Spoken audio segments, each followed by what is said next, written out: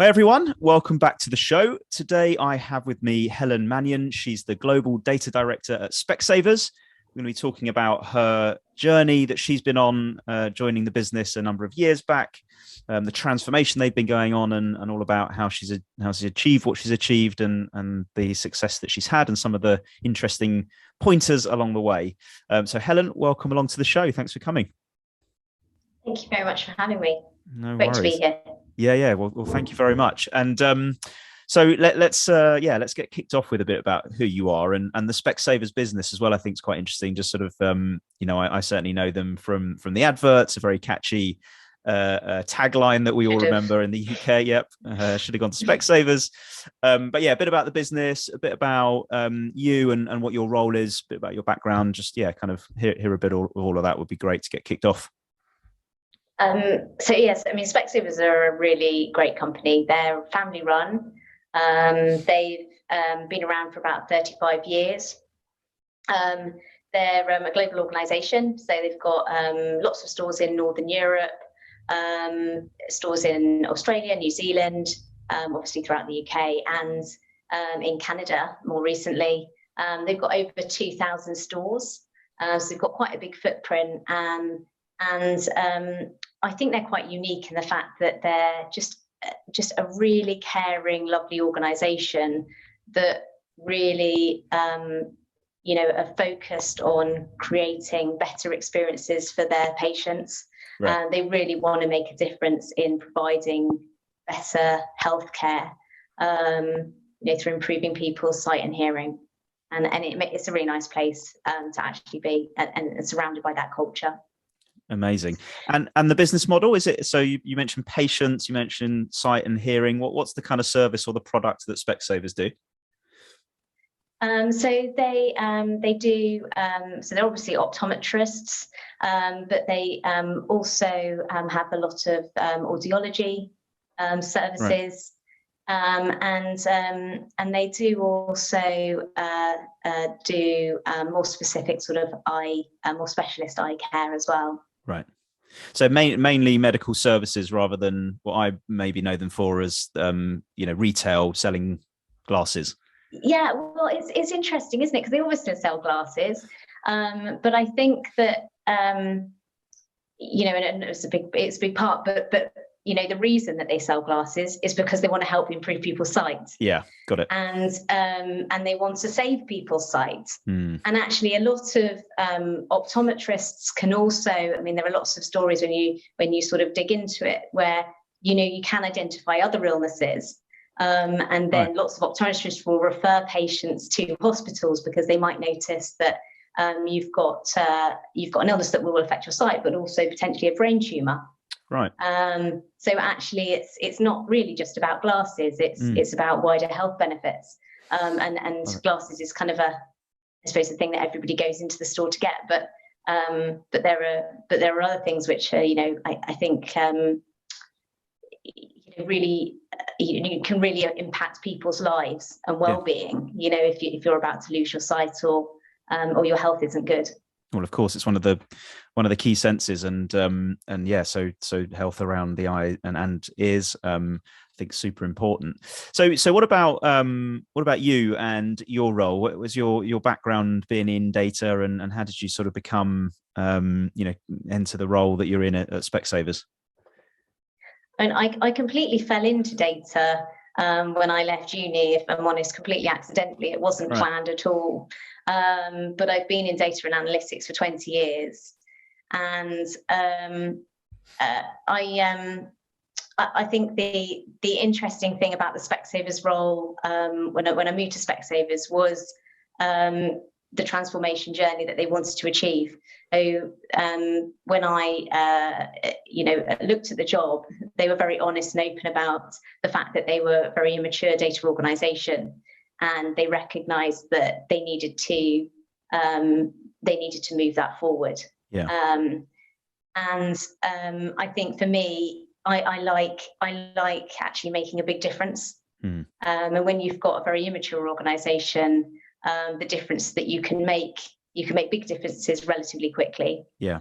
And I really enjoy seeing that transformation and seeing the growth and the impact that actually you're making. And I find that quite exciting. And it's really great to have actually seen the last 3 years and the progress that the team have made. And I'm really proud of actually what they've achieved in that time. Amazing. And I can't wait to dig into that a bit more. What was the remit on the way in? So, I mean, it really was, it's a global role. We're very immature. We really need some help transitioning the platform. When I arrived, it was relatively sort of, up to you really to define what that looks like. But right. When I arrived, we had a platform that was only really used by 5 people that all sat within the central data team. And there was very limited data in it. Right. And other than that, there was no reporting tool. Data was held siloed in all stores. There was limited predictive modelling. And if there was, it happened with external agencies. And even that was hard to do because they didn't have the foundation of data to give agencies even the data to work from. So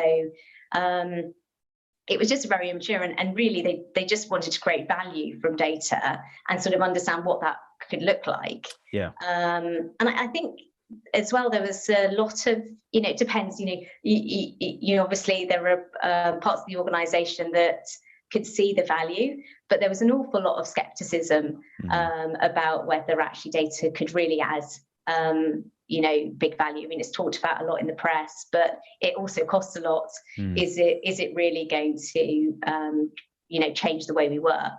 Yeah. We've managed without it for 30 odd years. Yeah, why the hell would we need without it? It's quite hard to connect the dots between the kind of big shiny stories that end up in the press and the reality of the business, isn't it? And well, I guess that's part of the transformation journey is identifying who's up for it and gets it and wants to progress, and the ones that don't, how do we educate and inspire and show what to do? So I'm sure you've done a bit of that, which again I'm looking forward to digging into a bit.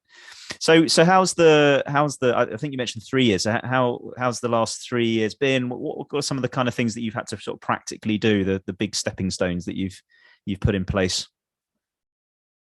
So I mean, I think I suppose our overall ambition, which was the same, strategy really that we had 3 years ago, and it is the same today, is that we want to create an organisation where everybody, no matter what their skill level, can create benefit from data. Okay. So that ranges from, clinicians in stores all the way through to developers in technology engineering teams, right. And everybody in between. And I suppose so some of the things that we did initially, we completely transformed our platform. Which was a massive thing. Actually, in all honesty, when I first came in, I was sort of like, I'm not sure I really want to rip out the platform and put a new one in, but it's the best thing that we did. Right. And I regret not doing it sooner. But that was a big breakthrough because it allowed a lot more people to actually gain access to data, and trying to get all of our data in one place. We're still evolving. We're not there yet, but we've made significant progress on that. We're about 60% of our customer data sources are now in that central environment. We've also started doing predictive modelling. We've got reporting out to all clinicians within the UK store, so that's over 6,000 people. And there's some really great, stories about how people are actually using that data, and that's still our objective, to try and get everybody.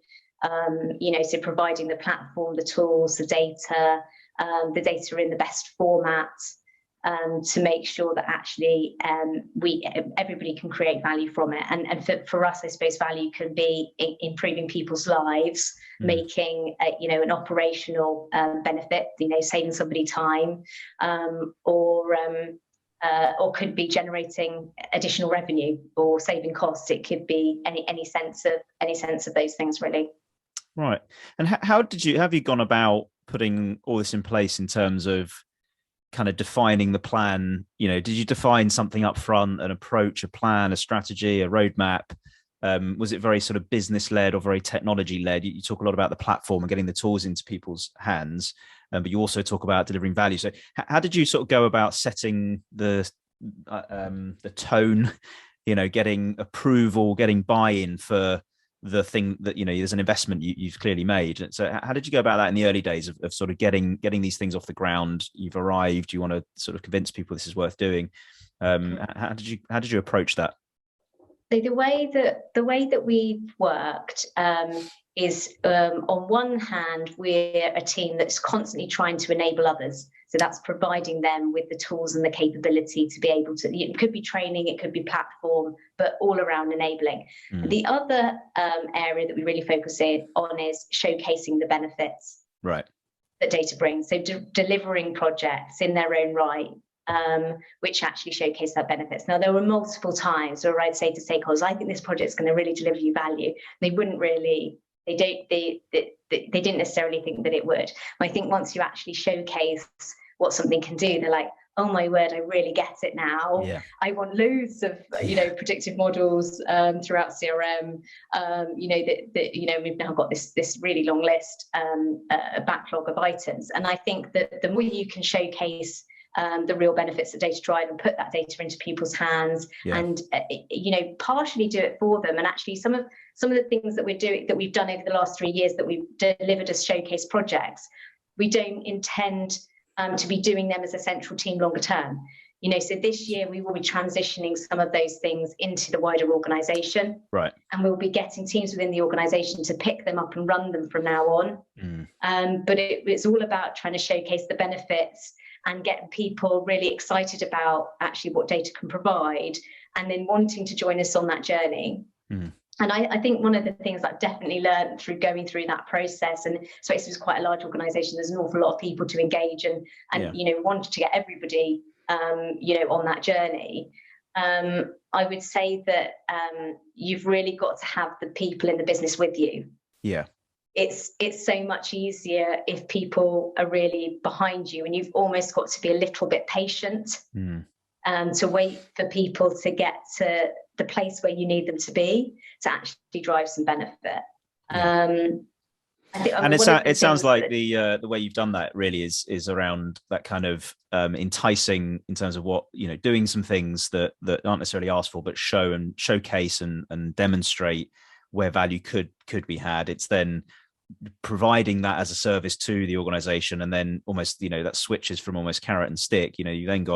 You've got people wanting to pull, they're pulling that in, and then you can transition over. So it's sort of more around testing, showing, educating, communicating, much more than it is about writing a big kind of deck about how much this is going to transform your life. Sort of a bit more roll your sleeves up and get in there. I would say we've done a lot more of rolling our sleeves up and getting in there. We have done quite a lot of, this is the data platform, this is what I allow you to do. These are the sorts of things that we do include in there, showcasing of some of the projects that you've delivered, and this is what you could do too. So we do quite a lot of presentations that are geared around that. And what we find is that we every time we do one of those presentations to teams in the organization, we have a handful of people who come back to us and say, we'd like access to the data lake, we'd like some training, we'd like to get involved. And so it's a bit of both. It's a little bit of both, in all honesty, but there's definitely a lot of rolling up our sleeves and getting involved. And the more we can get help from other people in the organization to help us do that, the better. That speeds up obviously our data transformation, which is great. It's almost routes to success is not just through your team, but kind of enabling other people so that and success breeds success, and you sort of end up with people in other teams exactly looking over and going, I want some of that. How do I get some of that? It's like, right, now we can talk, and now we can have a conversation. It's always a great moment actually, where somebody who's been a little bit reticent about wanting to get involved come back and says, I now want to, I really, really want to start using the data lake, or I'd really love, have you got this data in the data lake? Well, why not? I can't use it unless you've got that data in there. It's interesting. It's a really nice feeling. It's interesting, isn't it? Because most people aren't against something or not pro something because they want to be difficult. Everyone's trying to do a job. Everyone's trying to deliver the vision statement that Specsavers have. Everyone's trying to do a positive thing for the organization. But people's lack of understanding, through no fault of their own, the fact they've never maybe seen it before, or they've seen it not work before, and that's sort of put a bit of a negative slant. So there's kind of all of these different types of stakeholders with different experiences behind them. And as you say, you've got to be patient, really show people, educate people, and be patient, and success breeds success. True. I think as well, some of the upfront investment is needed from individuals. You've got to put in the time as and in kind of personal investment. Upskill. Personal investment to upskill and transition to a new way of working. So you've got to be invested, and that's why it's a bit like if I tried to ask my teenagers to do anything, then the chance of them actually following what I like them to do is like next to nothing. But if they're really wanting to do something themselves, they're very motivated and dedicated. And I do think being showcasing and educating people is really important, but you've got to be patient and wait for someone to get to that point. Where people need to know. Exactly, that's right. People need to know that there's value of engaging with this, because everything costs time, and time is always very precious, and no one ever has bandwidth for something they don't want to do, let alone the things they do want to do. The other way around. They never have bandwidth for things they want to do, let alone things they don't want to do. So, but until people feel like they want to do them, that's when that tide turns, and it feels like you built some nice momentum behind a few things, and sort of done some things on behalf of the organization so that they can get behind it. Was this all part of a kind of wider business strategy in the organization, or business transformation in the organization, or was this a kind of, you were the next evolution of sort of data improve, was it organic growth of data, or was it sort of part of a wider digital or business sort of strategy that the organization had?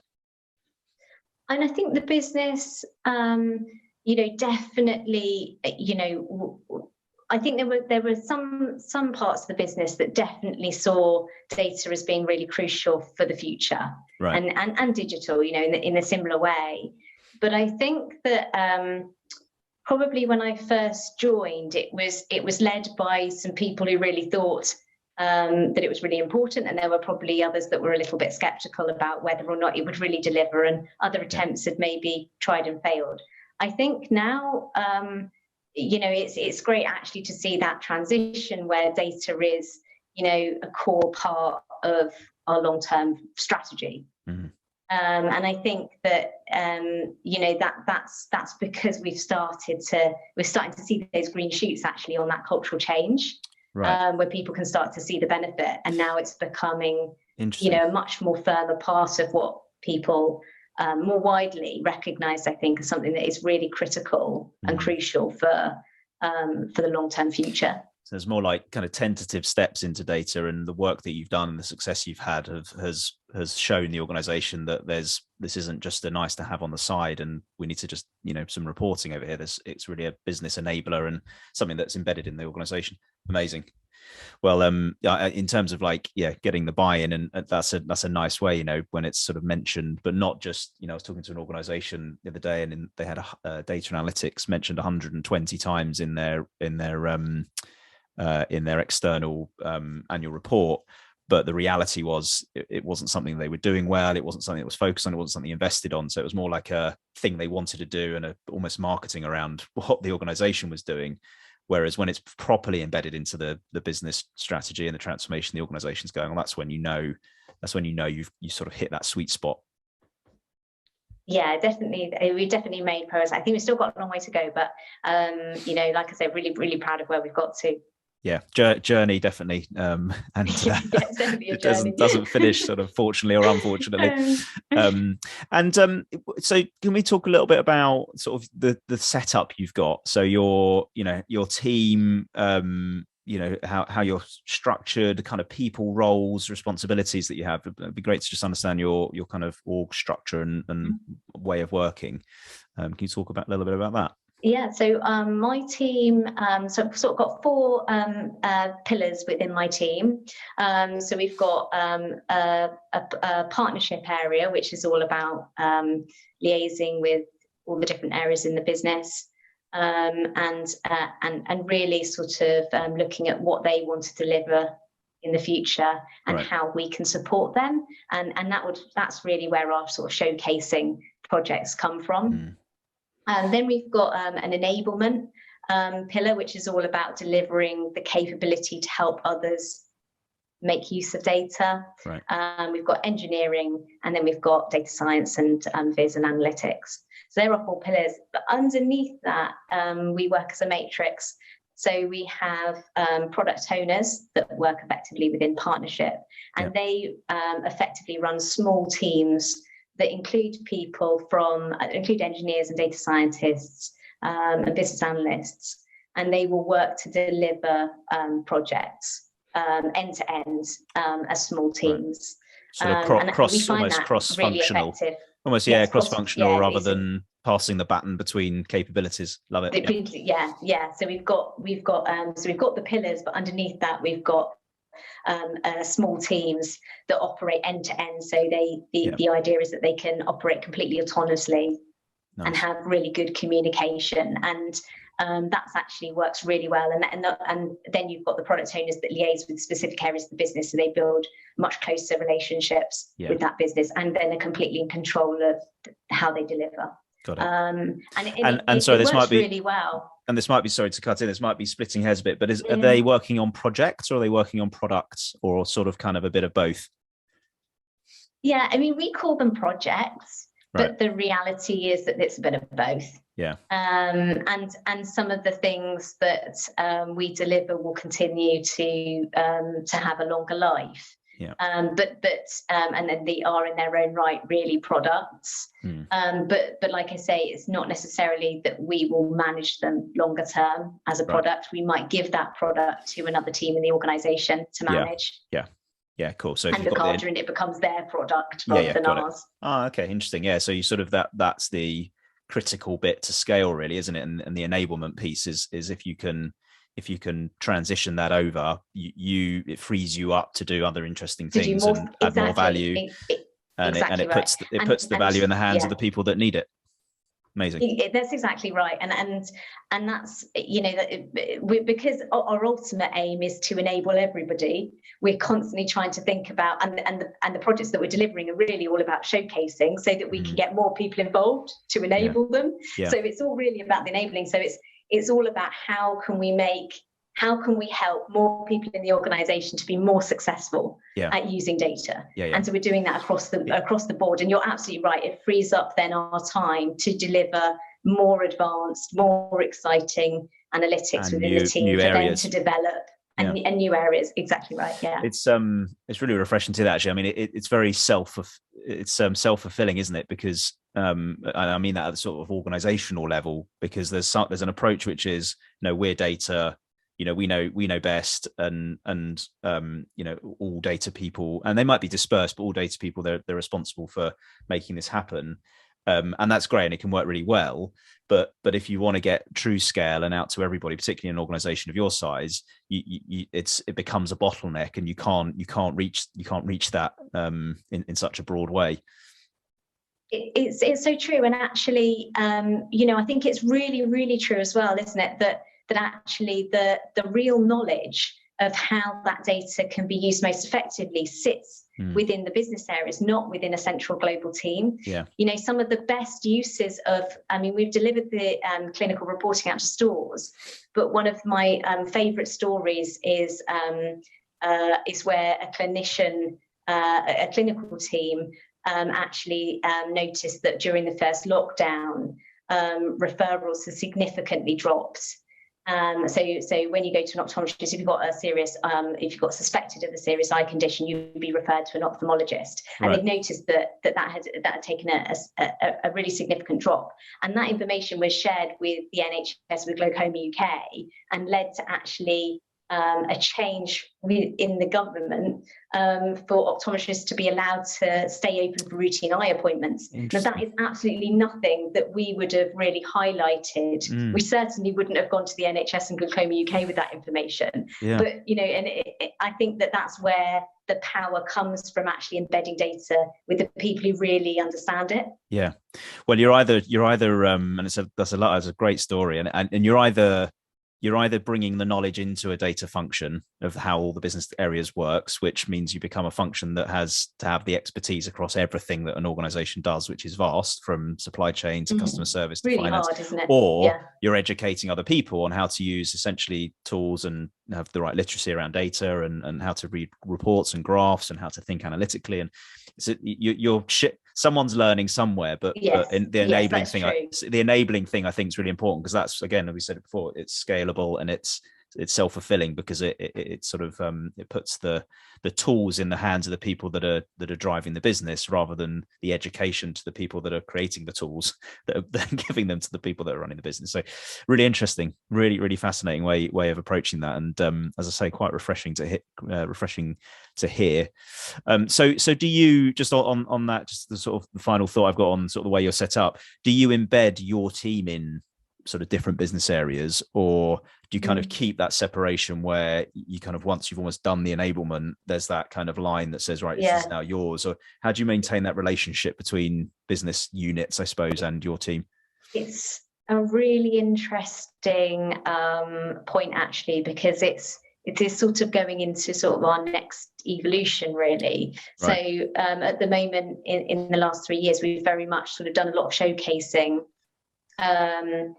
But we have, and we've actually discussed, people coming into the team and learning with us, and we've talked about taking people and putting them in other areas, but we've never really actually done it. Right. But I'm hoping in the next year, the initial plan is to bring people into our team, to start them doing some projects in specific areas within that team, and then next year to transition them into those areas. Right. Yeah. So they will sit then and then learn, obviously, a lot more about the ways of working within the team. And I think that knowledge is, I think you kind of need to do a little bit of both, almost, because otherwise, like you say, there's an awful lot to learn. You need, the way I envisage it is very much a ripple. You educate a certain number of people, and then they educate others, and it sort of ripples through the organization. And I think that across the organization, you want to have people who have really good knowledge around how data works and what the value that it can create, and you want to embed them in those areas. This is how we're sort of thinking about it, so that then they can learn about that area. Yeah. And start to give them a lot of, join those two things together, data and best practice, whether that's in supply chain or clinical or marketing or finance, whatever. That's the collaboration thing, at it working at its best. And, no one individual ends up having all the answers, but that power of sort of thinking about the problem in two different directions, you can often get a much better answer. But one of the areas I want to explore was sort of the cultural change that's been needed to do all these things, and that sometimes is a cultural change on the organization wanting to work in that collaborative way, wanting to accept, this data team, helping me run my business and those sorts of things. So not necessarily just in that area, but has culture change been at the front of what you've tried to do? Have you had to react to what's happened rather than, as you've seen how things have worked, adjust and change the message? And so, or has that been much more planned? The challenges you were going to come up against, and you've sort of put some things in place. Has culture played a big part for you? Culture's a massive part for me. I mean, the team is really important for me. The culture of the team is really important for me. And I'm a big believer as a leader in looking at yourself. And sort of self-awareness of yourself and self-awareness of team as a starting point to enact change. And for me, one of the biggest things when I'm interviewing is, do I think that person is, a really good sort of community, has a really good community culture? Are they going to be willing to really share their knowledge? Yeah. Because it's such an important part of, actually, as a team, how we operate.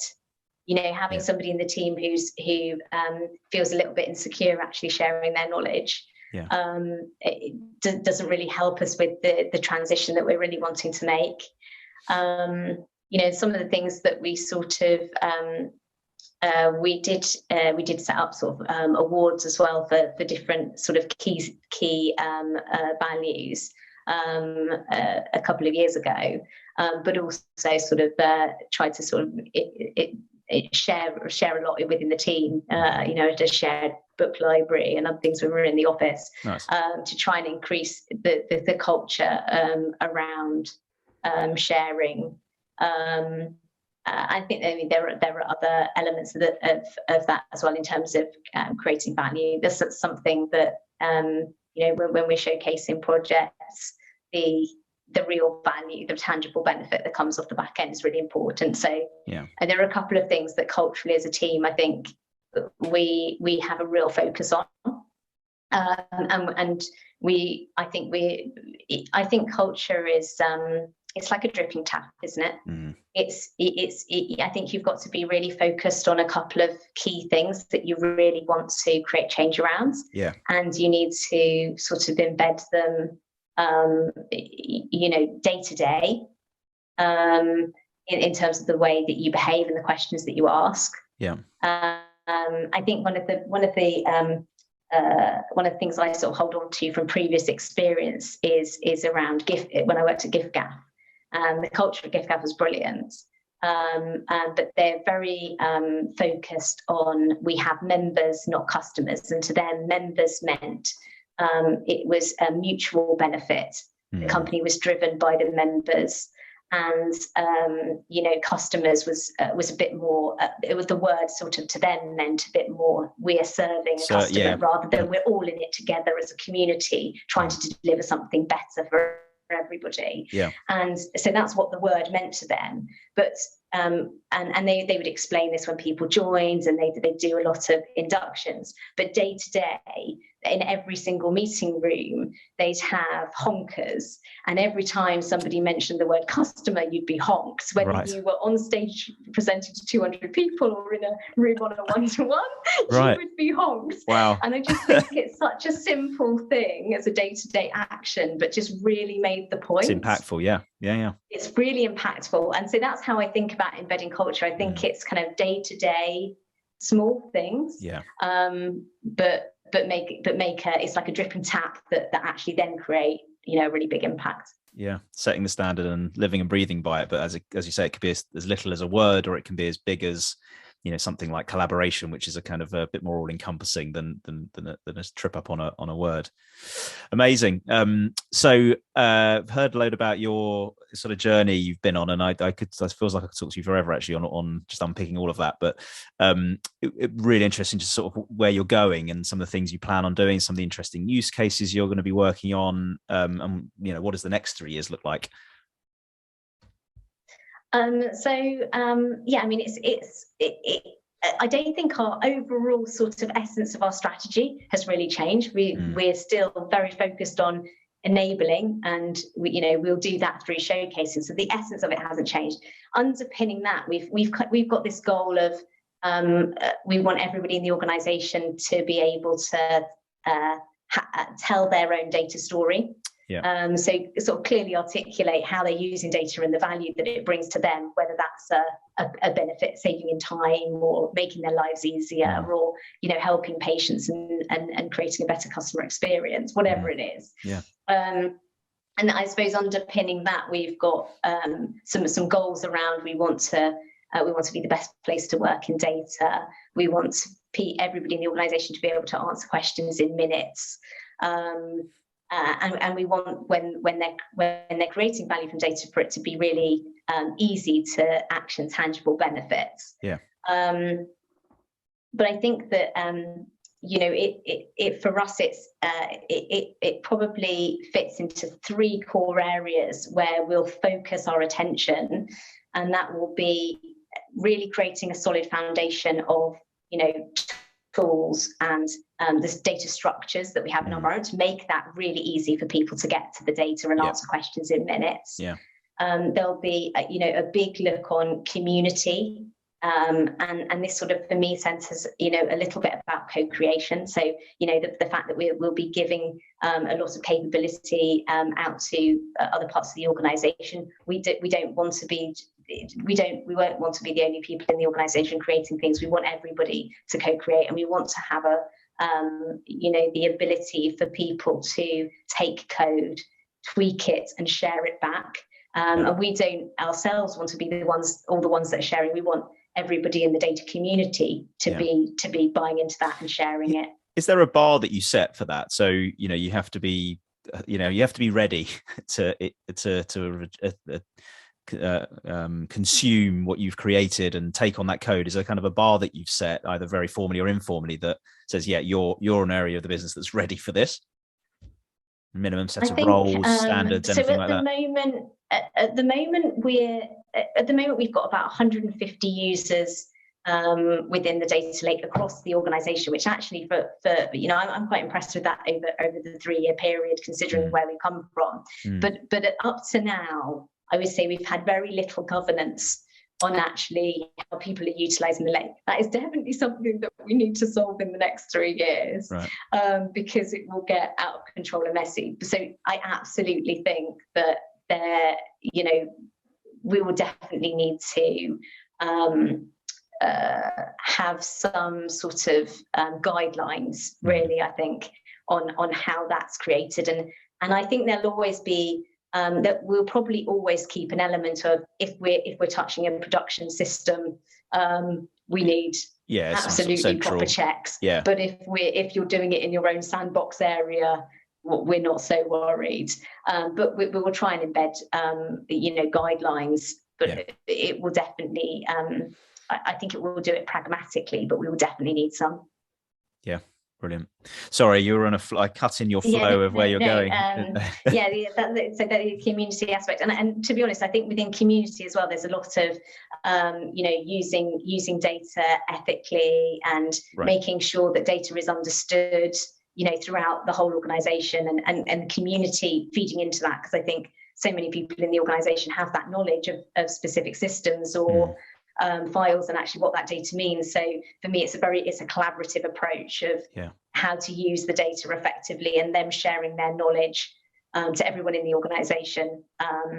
Sounds like outside the organization as well, as you said before, the NHS and wider kind of medical profession. I think that's absolutely true. And then the third pillar is really about delivering projects that really support sort of the annual plan, and sort of that future transition of where Specsavers wants to be, in all the different teams across the organisation. And I think that those 3 pillars haven't overly changed in the last 3 years, but actually what we're doing underneath them is just evolving and developing all the time, actually. And I think it's quite exciting, the journey that we're on. In the next the last 3 years has been really exciting to get to where we've got to, but I think the next 3 years is also really exciting to see that transition and maybe a step up to it's the level of maturity, more best practice, and the maturity. And I mean, definitely, I think becoming sort of more enterprise wide, and some of the governance things that we're definitely going to have to adopt to get the scale of the whole organisation, are definitely things that we need to start to think about more. Brilliant. Well, it sounds like you've been on a great journey, and as you say, you're at a nice point to kind of push on and accelerate and scale it out, and it's exciting times. And I love how passionate you still are for it. And I often speak to people that are a little bit worn down after 3 years, but you seem as energized as ever to push on and do great stuff for Specsavers. So it's been brilliant, really, really brilliant having you on the show and hearing your story. Thank you very much for coming on, Helen. No, thanks for having me. It's been great to talk to you. So thank you. No worries at all. And hopefully I'll catch you again soon. And everyone listening, thanks very much for tuning in, and we'll catch you again next time. Bye for now.